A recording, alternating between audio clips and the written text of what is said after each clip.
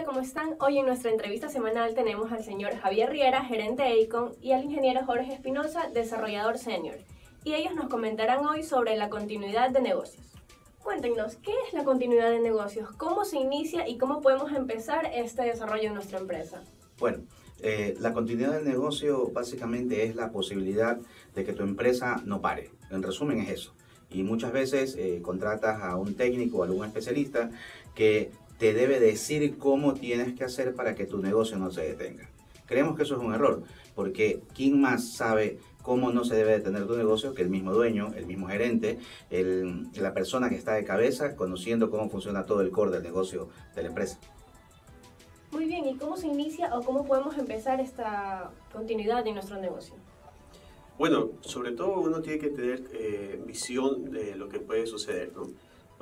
Tenemos casos como los eventos fortuitos o riesgos inminentes, que uno tiene como gerente de una empresa, tiene que dominarlos y tener, como digo, la visión sobre ellos. Entonces, necesitas tener un plan de cómo abordar estos temas cuando te lleguen en cierto momento en tu empresa. Claro, normalmente las empresas o los gerentes saben que pueden tener un problema, saben que algo les puede llegar a pasar, pero no se preocupan porque su operación no se detenga o planificarlo en el caso de que llegue a suceder. Entonces, lo que sucede es que cuando ya tenemos el problema encima, recién decimos y pensamos, ¿sabes qué? Me falta un plan de continuidad del negocio. Estamos reaccionando ante la situación normalmente, cuando ya podremos tener ya el plan definido y actuar sobre la jugada. Claro, ¿no? Anticiparse a ese tema. ¿Y debemos tener algunas metas o objetivos específicos para poder desarrollar esto? Claro, el principal objetivo que se debe de considerar en el momento que uno está haciendo o quiere pensar en continuidad del negocio es tener claro que hay ciertas partes de mi negocio que se pueden detener. Y yo debo de poder analizar cuáles son esas áreas de mi negocio que se pueden llegar a detener y luego, digamos que hacer un listado y yo poder decir a cuáles de esas áreas yo necesito que evitar que se detengan. Ya prestar mayor atención a esas áreas. O sea, mi objetivo es evitar que las principales áreas de mi negocio, las que me dejan rentabilidad principalmente, se paren o se detengan. Ese es el objetivo principal. Y ahí tenemos metas que pueden ser definidas pues ya cuando entramos en un proceso de análisis, ¿no? Okay, entiendo. ¿Y nos podrían dar algún ejemplo más práctico de esto? Mira, el caso más esencial, ¿no? Lo que es la facturación.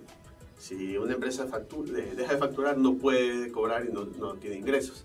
Entonces tenemos que ver qué casos puede haber que te detengan la facturación, ¿no?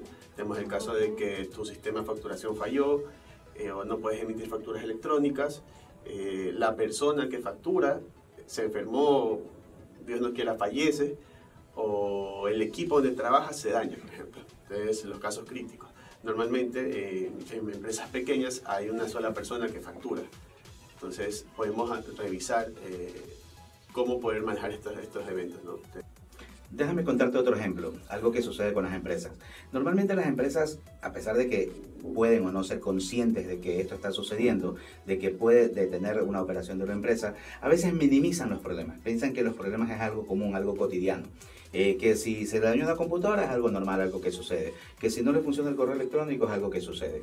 Mira que según Gartner estableció algunos indicadores en los cuales a 900 empresas entre Estados Unidos, India, Brasil, Canadá, todas las más grandes y las potencias que están por allá, se estableció que el 35% de estas empresas tenían de alguna forma un plan de contingencia.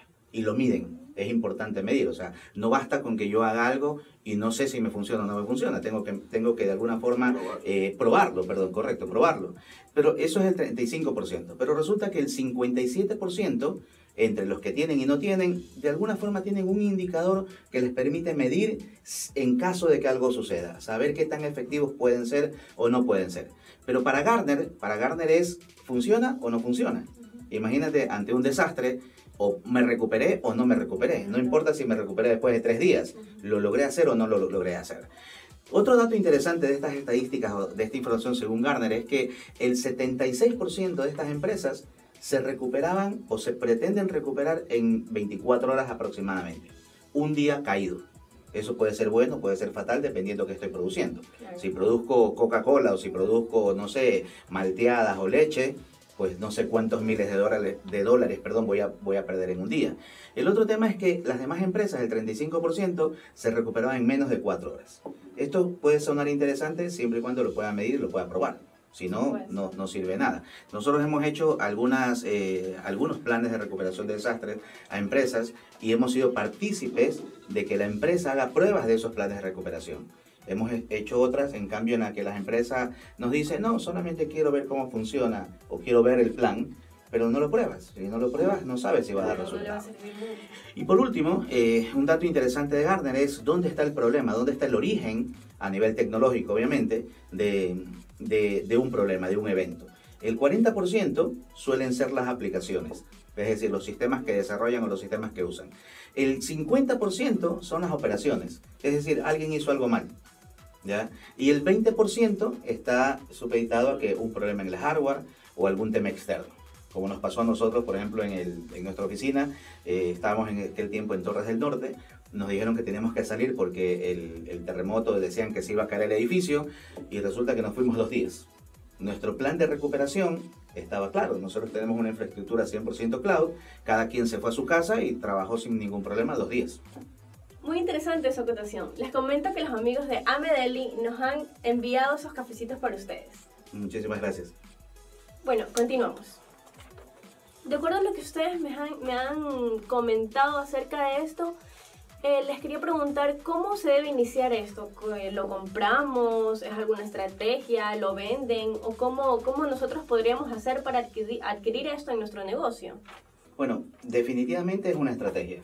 O sea, no es algo que uno dice, yo voy a comprar un plan, yo voy a comprar el plan de continuidad, sino que es algo que se tiene que analizar, se tiene que pensar. De hecho, existen normas a nivel internacional, normas ISO inclusive, en las cuales establecen cuáles son los lineamientos para uno poder establecer un plan de recuperación o un plan de, perdón, no es de recuperación, un plan de continuidad. O sea, la recuperación, que a veces el término se puede tornar un poco confuso, la recuperación es una actividad que yo hago dentro de mi plan de continuidad, porque yo tengo que recuperarme de un evento, de un caso fortuito, como decía Jorge hace un momento. Los puntos claves donde uno se tiene que enfocar para hacer un plan de continuidad del negocio son 4 básicamente. O sea, si uno se enfoca en estos 4 temas, uno va a cubrir toda la organización o la mayor parte de la organización. El primero que hay que tener claro es que yo tengo que tener acceso a las instalaciones. A veces nos olvidamos de eso y es lo más básico. ¿De qué sirve que yo tenga 10.000 planes de recuperación, pero no puedo entrar a la oficina? Se me perdió la llave. Existe una sola llave en toda la organización y no pueden entrar. O sea, estamos parados 4 horas hasta que el mensajero vuelve con la llave para poder abrir la oficina. ¿Te imaginas? Sí, sí ha pasado eso, no es algo pequeño. Así es. Bueno, eso es un tema pequeñito, una oficina pequeña. Pero ¿qué pasa cuando es una industria? ¿Qué pasa cuando no puedo entrar a las instalaciones porque hay huelgas? Entonces, ¿cómo me recupero de eso? Lo que hablamos hace poco, por ejemplo, el tema del terremoto. No puedo entrar al edificio, no puedo entrar a mi bodega. Se están incendiando las bodegas alrededor y no puedo entrar a la fábrica. Entonces, el tema de entrar a las instalaciones es un tema muy importante también. El otro tema, Javier, es la falta de personal, por ejemplo. Por supuesto. Claro, ¿no? En casos de que, como comentábamos hace un momento, el área de recursos humanos, talento humano de las empresas deben de tener una organización y pasos para poder suplir a una persona que no puede estar en un momento en la oficina, ¿no? Tienen que tener capacitados, tienen que hacer inducciones al personal sobre cuál es la funcionalidad de su departamento, ¿no? Entonces, conocer no solamente el trabajo cual fue contratado, sino que tener conocimiento de qué hacen sus demás compañeros para saber qué paso y cómo puede solucionar algo en caso de que falte un compañero de ellos. Correcto. Mira que ya tenemos 2 puntos. Primero, el acceso a las instalaciones. El segundo, el personal que ha dicho Jorge. Y el tercer punto, que no es menos importante, pero está en la lista, es el proveedor. Yo puedo tener 2 proveedores. En otros países, por ejemplo, existen diferentes proveedores de energía eléctrica, en donde yo podría, como empresa, contar con 2 proveedores de energía eléctrica. El uno, que de pronto es el mejor proveedor, y luego tengo otro y tengo 2 accesos. Los data centers, los señores que nos ven de tecnología, saben que cuando hablamos, por ejemplo, de un data center tier 2, 3, 4, eso me determina que yo debo tener, por ejemplo, 2 proveedores o 3 de todo lo que yo tengo. Por ejemplo, tengo energía, tengo proveedor 1, proveedor 2. Necesito internet, proveedor 1, proveedor 2. En caso que uno se me dañe, tengo el otro de recuperación o de contingencia. ¿Ya? Lo mismo pasa con el personal, lo mismo pasa con todo. En el caso del proveedor, en Ecuador lo que se estima o lo que se pretende hacer es que ese proveedor, en el caso del proveedor externo obviamente, ¿no? Internet, por ejemplo, que tenga un segundo de internet. Normalmente se dice que yo tenga un backup de internet. Ya que si yo quiero tener, por ejemplo, un proveedor que me haga adecuaciones de la oficina, que tenga 2. Que si yo tengo mi proveedor de laptops, de computadoras, que me tenga 2 proveedores, por ejemplo, también. ¿Qué pasa si una computadora se me daña? Yo necesito tener otra disponible inmediatamente. Entonces necesito que mi proveedor me pueda responder de manera rápida. Y si ese proveedor por algún motivo no me puede responder, tengo mi proveedor adicional. O sea, siempre tengo que contar con esa contingencia. Recordemos que a nivel de proveedor, no hablamos solamente del proveedor externo a quien yo le compre algo. Hablamos también del proveedor interno. La otra área que me da un insumo para que yo pueda también trabajar.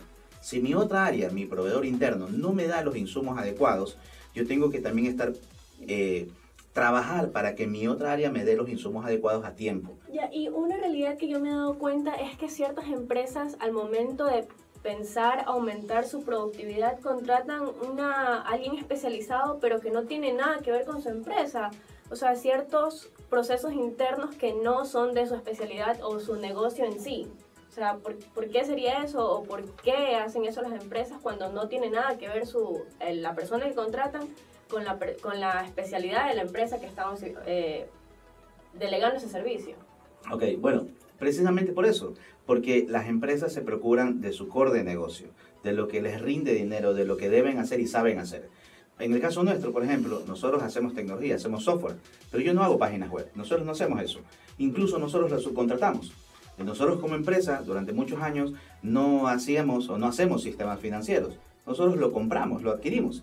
Ahora, por ejemplo, tenemos una representación de SAP Business One, pero eso es ahora. Entonces ahora ya lo vamos a tener casa adentro. Ahora ya es parte de nuestro core. Pero antes no lo hacíamos, lo adquiríamos, lo comprábamos. Lo mismo sucede con las industrias. Las industrias, por ejemplo, necesitan un software. Es raro encontrar una industria que se ponga a desarrollar un software casa adentro. Lo que tienden a hacer es comprarlo. Hoy en día las empresas se dan cuenta de que cuando contratan servicios, subcontratan algo, les es más rentable, porque no solamente que dejan de pensar en eso, o tienen tiempo en su mente, saben que tienen un proveedor que les va a responder por ese producto o servicio que están contratando, sino también que ya tienen cómo manejar mejor su operación, porque tienen simplemente un componente que reciben que se adosa o que se acopla a lo que ellos tienen que hacer o están haciendo normalmente. Y eso es lo que sucede justo con el cuarto punto de lo que te estábamos contando. Infraestructura. Infraestructura. Mira, aquí tenemos un tema interesante. Cuando hablamos de recuperación de desastres aquí en Ecuador, pensamos que ¿qué tengo que tener para que mis computadoras y mis servidores estén funcionando? En recuperación de desastres, es decir, ya tuve el desastre, ¿cómo hago para recuperarme de eso? Pero ¿por qué tengo que pensar en el desastre cuando puedo mitigar los riesgos? ¿Ya? Yo sé que puede pasarme algo, entonces desde ahora voy previniendo y empiezo a mitigar el riesgo. Mis hijos tienen que estudiar. ¿Qué hago para que ellos estudien en la universidad? Me va a costar un ojo de la cara, ya creo que me queda medio pulmón nada más de los estudios que pago, pero yo tengo que ser precavido, entonces de pronto me pongo a ahorrar, me pongo a hacer eso, algunas cosas adicionales. En tecnología o en una empresa también hago lo mismo. El plan de continuidad tiene que ir orientado a todas las áreas de la empresa. Dijimos acceso a las instalaciones, o sea, infraestructura física. Hablamos sobre el personal que tiene que estar adecuado, capacitado para poder reemplazarse uno con otro, con el conocimiento de las diferentes áreas. Hablamos de los proveedores claves, internos o externos, de los que me dan un servicio adecuado para mí. Y por último, de la tecnología en esas tres áreas. Y cuando ya hablamos de tecnología, que es lo que a nosotros nos concierne, de lo que nosotros sabemos y somos un poco más especialistas, nosotros trabajamos mucho con la infraestructura cloud. Todo el mundo sabe y ha escuchado sobre el tema de la nube, pero dentro de esa parte del cloud existe un submundo que tiene tres aristas fundamentales. La primera es cuando la empresa tiene todo casa adentro. Y eso nos hemos encontrado con 1.000.000 casos así. Y es más, la gente quiere tener los servidores dentro de sus oficinas. Nos dice, ponme el software, ¿dónde? Aquí, en este servidor que está aquí al lado mío. O sea, lo quieren tener ahí, quieren verlo. Ese sentido de pertenencia todavía no se los podemos quitar de la cabeza. El segundo punto o el segundo nivel importante dentro de la parte de tecnología a nivel de plan de continuidad del negocio es el que yo delegue a alguien. Ya dijimos que yo todo lo quiero tener acá, eso es on-premise. El segundo punto es yo le delego a alguien la parte de infraestructura. Es decir, los tarros, los servidores. Claro, todo lo que es lo físico, ¿no? Tú contratas o subcontratas a una empresa que te puede ayudar a decir, ¿sabes qué? Yo necesito tener una infraestructura, entiendes esto como servidores, conexiones, comunicaciones, a un tercero, ¿no? Entonces, tú te encargas, tú ya te desentiendes de empresa como esta parte de acá, ¿no? O sea, yo no sé si el disco duro, el servidor va a fallar, alguien va a responder. Yo sé que claro, me aseguran a mí que yo voy a tener mi continuidad de mis aplicaciones corriendo. Más que las aplicaciones, el hardware. Eso es lo importante. Hace algunos meses atrás, el año pasado, tuvimos el caso de un cliente que se le había dañado el disco duro. Resulta que se le dañó el disco duro, no tenía otro disco duro de contingencia o de backup. No aplicaba el RAID. No aplicaba el RAID. Los señores técnicos que saben de qué estamos hablando, no tenían espejos, no tenían ningún tipo de RAID, cosas así. ¿Qué tuvieron que hacer? Esperar hasta recuperar la información de ese disco. Entonces, ¿cuánto tiempo pasó? Y claro, ¿y cuánto tiempo pasó? Y el susto de la gerencia y de todo lo demás de que si recuperaban o no recuperaban. Entonces, cuando confías en esa segunda escala que te comentaba de IaaS, infraestructura como servicio, IaaS por sus siglas en inglés, tú estás confiando en que alguien se va a encargar de ese hardware, ¿ya? Y el resto, lo que está dentro de ese hardware, eso sí es responsabilidad de la empresa. Infraestructura como servicio. Tercer punto, y que es, digamos que sube un nivel y es más atractivo, es plataforma como servicio. O sea, a mí no me interesa el hardware, pero tampoco me interesan los sistemas operativos. A mí no me interesa que el Windows Server, que tal cosa, que el SQL, que esto. No me interesa nada de eso. Yo no quiero saber de parches de seguridad, de antivirus, no quiero saber nada de eso. Se lo delego a alguien. Eso es PaaS, plataforma como servicio. ¿Ya? Ahí tengo menos control yo. Es decir, voy a estar más tranquilo, voy a dormir todas las noches, no voy a estar preocupado que se me va a caer en todo. Vamos a tener menos llamadas como técnicos. Cuidado, interpretan mal el tengo menos control, ¿no? Porque... bueno, sí, correcto. Tienes más control, menos riesgo y menos llamadas por teléfono a las 2 de la mañana de que algo está pasando, porque va a estar cubierto. Y la última que tenemos es SaaS, software como servicio. Bueno, ahí podemos diferenciar un poco lo que es el PaaS con el SaaS, ¿no? Ya el SaaS es la integración total de todo el servicio, o sea, directamente te conectas a la aplicación. En cambio, el otro es, tienes la infraestructura lista para que tú sigas controlando el sistema. Claro, porque en PaaS yo soy el dueño del sistema o un tercero, pero en todo caso yo lo controlo. En PaaS, plataforma como servicio. ¿Y en SaaS? En SaaS ya es directamente la aplicación. O sea, tú ya no quieres saber nada, tú quieres decir dónde pongo mi usuario y mi contraseña y continúo trabajando normalmente. ¿Dónde está el servidor? ¿Quién sabe? No me importa. No me interesa. ¿Qué base de datos tiene? No me interesa. ¿Qué me interesa? Tener el icono de la aplicación y ingresar directo a trabajar. Menos preocupación para Así el es. Totalmente. Y a la larga al gerente eso es lo que le interesa. Tener un servicio, un software, algo que esté funcionando constantemente y que no tenga problemas y que la gente de sistemas, que yo también estuve de sistemas en algunas empresas, no les estén diciendo, no, es que tuvimos este problema, tuvimos el otro. Les agradecemos por su visita, muy interesante el tema, muy chévere lo que hemos aprendido el día de hoy. Y ustedes, si tienen alguna inquietud o sugerencia, nos los pueden hacer llegar, que nuestros panelistas nos pueden ayudar con sus respuestas, ¿verdad? Por supuesto, totalmente. Ok, muchas gracias. Nos vemos la próxima semana con nuestro siguiente invitado.